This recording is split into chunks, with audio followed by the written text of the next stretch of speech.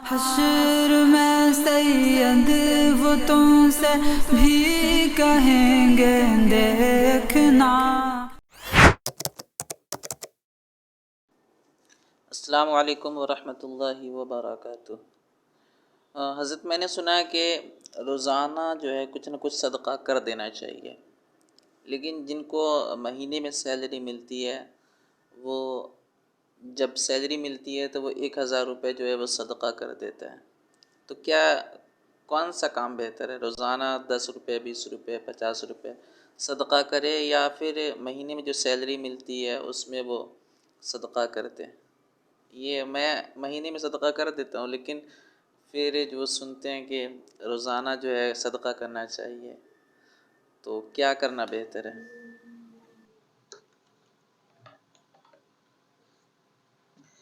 असल में जिन लोगों को महीने में सैलरी मिलती है तो उनको महीने में सदका करना में भी कोई ख़राबी नहीं है।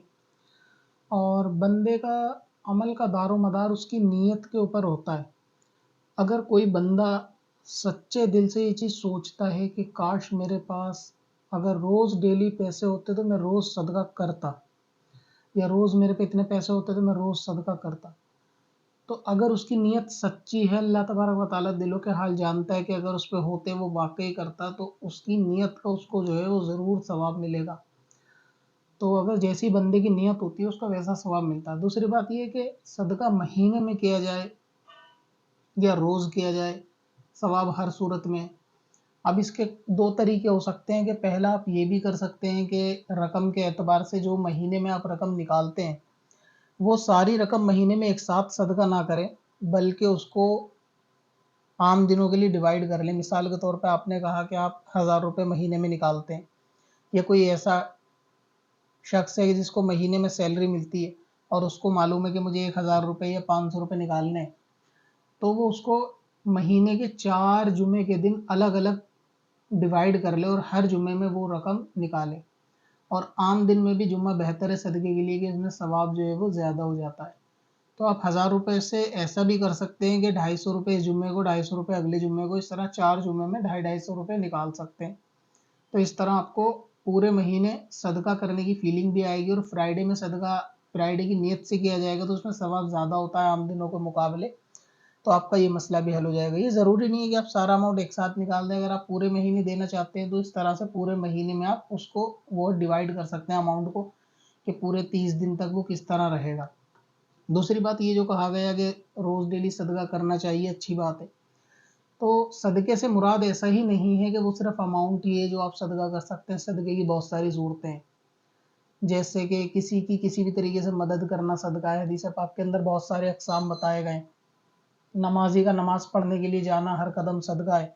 सवारी पे किसी को सवार करना, मदद करना, वो भी सदका है। किसी का सामान सवारी पर चढ़ाना, उतारना, उसमें मदद करना, ये भी एक किस्म से सदका है।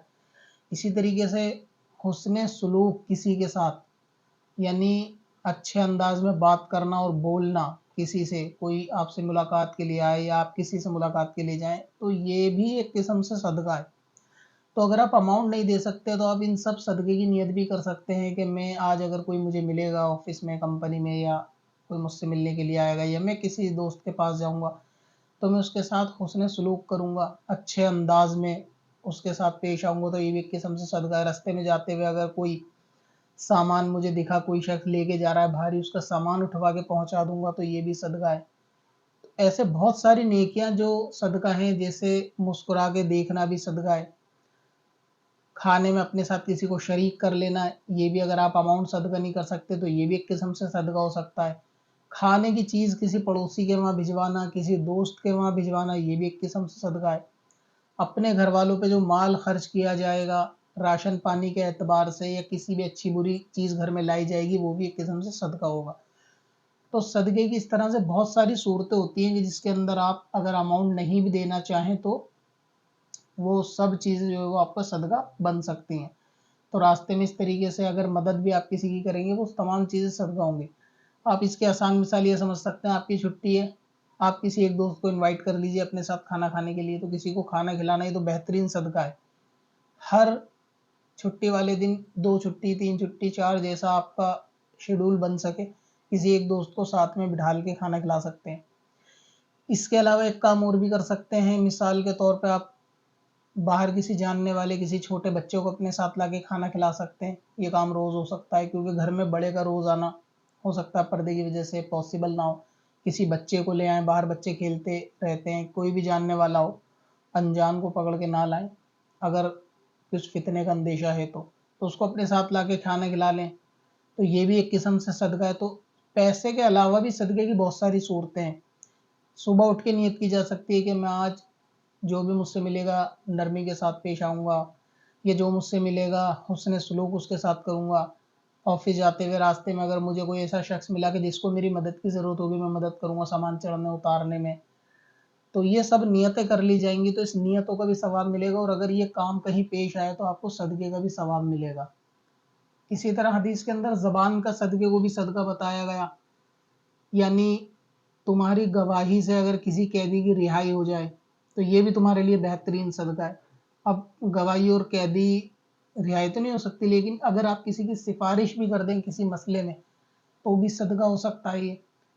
जैसे किसी शख्स को किसी से उधार पैसा चाहिए, अगर वो आपको ज़िम्मेदार बनाता है, आप उसकी ज़िम्मेदारी लें, उसकी तरफ से गवाही दे दें, ज़िम्मेदार बन जाएँ, या उसकी सिफारिश कर दें कि ठीक है इसको इतना पैसा ये काम इसका कर दो, मैं ज़िम्मेदार हूँ, ये आपको इतने टाइम में कर देगा। तो ज़बान से भी मदद करना ये भी सदका है। तो अमाउंट के अलावा ये सारी चीज़ें जो है वो सदका है, जिसकी मैंने काफ़ी सारी आपको मिसालें दी कि सदका करने का आसान तरीके ये सब हो सकते हैं। किसी को साथ में खिलाना, खाना पहुँचाना, और ये भी नहीं सोचना चाहिए कि आप जब भी सदका करेंगे सीधा 1000 रुपए का करेंगे। अगर आपके पास 10 रुपए भी, 5 रुपए भी, 20 रुपए, 50 रुपए हैं, अगर वो भी आप किसी को सदका देंगे तो वो भी सदक़े में लिखा जाएगा। अब आप अपने ज़रूरत के मसाइल की वीडियो को बआसानी तलाश कर सकते हैं। हमारी वेबसाइट smswarsi.com पर जाएं और अपने मसाइल से रिलेटेड कोई भी वर्ड टाइप करें और अपने जवाब की वीडियो देखें। चल तुझे भी बख्शवा दूं, तेरी बारी आ गई।